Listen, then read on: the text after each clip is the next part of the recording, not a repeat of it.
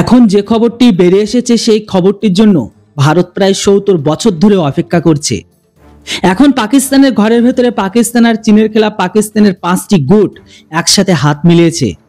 তারা বড় রকমের যুদ্ধের ঘোষণাকে করিয়ে দেয়। ভারত তো বসে বসে জিত পেয়ে গেল। এর মধ্যে 3টি গুট বালুচিস্তানের আজাদির জন্য লড়াই করছে, আর বাকি 2টো গুট সিন্ধু প্রান্তের আজাদির জন্য লড়াই করছে।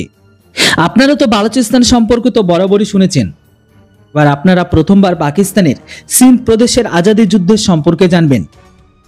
পাকিস্তানের সিন্ধ প্রান্ত বালুচিস্তানের পাশে যুক্ত, আর সিন্ধ প্রান্তের রাজধানী হচ্ছে করাচি। ইতিহাসে প্রথমবার সিন্ধ আর বালুচিস্তানের ফাইটার একসাথে হাত মিলিয়েছে, যাদের যুদ্ধ এখন পাকিস্তান আর চীনের খেলাফ শুরু। এদের লক্ষ্য হচ্ছে পাকিস্তানকে ভেঙে বালুচিস্তান আর সিন্ধু দেশকে তৈরি করা। বালুচিস্তান আর সিন্ধের 2 গুট একসাথে হাত মিলিয়ে পাকিস্তানকে ভেঙে ফেলার ঘোষণা করেছে। বালুচিস্তানের 3টি গুট হচ্ছে Baloch liberation army, Balochistan liberation front আর বালুচ রিপাবলিকান গার্ড। অন্যদিকে প্রান্তের যে 2টো গুট হাত মিলেছে, এর মধ্যে প্রথমটি হচ্ছে সিন্ধ লিবারেশন অর্গানাইজেশন আর অপরটি হচ্ছে সিন্ধু দেশ রেভলিউশনারি আর্মি।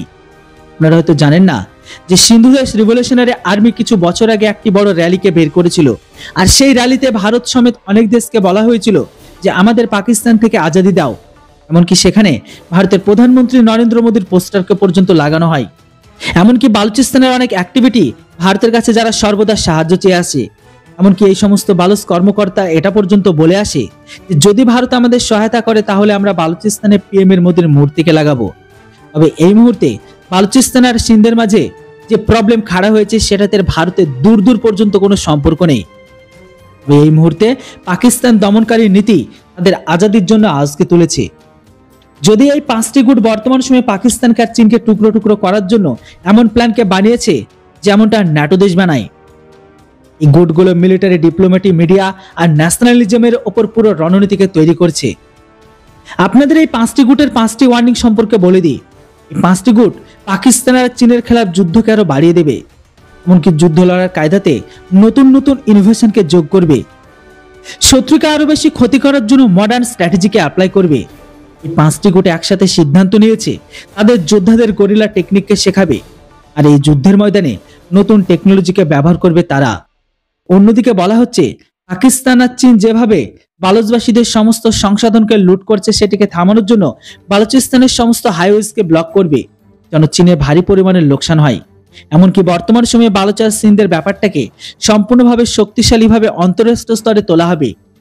কূটনীতিকে ব্যবহার করে গোটা বিশ্বে বলা হবে যেভাবে পাকিস্তান চীন বালুচবাসীদের নরসংহার করছে, সিন্ধ লোকেদের সাথে বর্বরতা করেছে, সেটিকে সবার সামনে তুলে ধরার জন্য এই গুটগুলো সবকিছু করবে। এছাড়া আরো এখানকার মিডিয়াকে আরো বেশি ক্ষমতাশালী আর প্রভাবশালী তৈরি করা হবে। গোটা বিশ্বের মিডিয়ার সাথে তাদের সম্পর্ককে মজবুত করবে। বালুচবাসীদের হয়ে যে সমস্ত যোদ্ধারা লড়াই করছে তাদের কথাকে সকলের সামনে সোশ্যাল মিডিয়ার মাধ্যমে তুলে ধরবে, যেন সেখানে পাকিস্তানের প্রোপাগান্ডাকে সবার সামনে নিয়ে আসা যায়।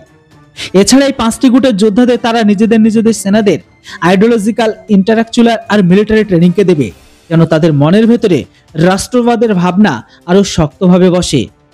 এখানে মজাদার বিষয় এটাই, আজ থেকে কিছুদিন আগে যেখানে পাকিস্তানের পার্লামেন্টে এক সাংসদ মৌলানা ফজলুর রহমান ঘোষণা করেছিল যে বালুচিস্তানের 5টি জেলাতে তারা নিজেদের আজাদ ঘোষণা করতে পারে, আর এখন সেটি শুরু হয়ে গেছে। এখন বালুচিস্তানের সাথে সাথে সিন্ধু দেশেরও দাবি উঠেছে সেম।